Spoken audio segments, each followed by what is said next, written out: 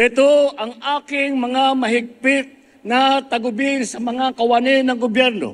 Una, bawal ang tamad at makupad sa pamahalaan.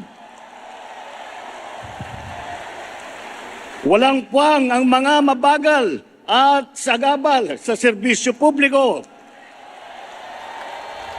Services must be fast. Projects must be completed on time. Deadlines must be met per schedule. Distress calls must be responded to without delay. In whatever government office, red tape must be replaced with a red carpet.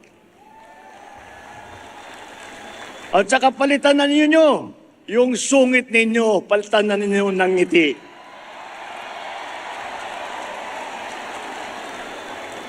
Complex requirements and the processing time must be reduced. Pangalawa, bawal ang mga hindi tapat at nangungulumbat. Kapag pera ng bayan ang nawala dahil sa katiwalian, ang mga taong paglalaanan sana ng pondong naglaho ay nananakawan. Sa bagong Pilipinas, bawal ang waldas. Ang paghahanda, lalo na ang paggugol ng budget ng bayan ay bukas sa publiko at hindi kinukubli. Walang parte nito ang kinukupit o sinusubi.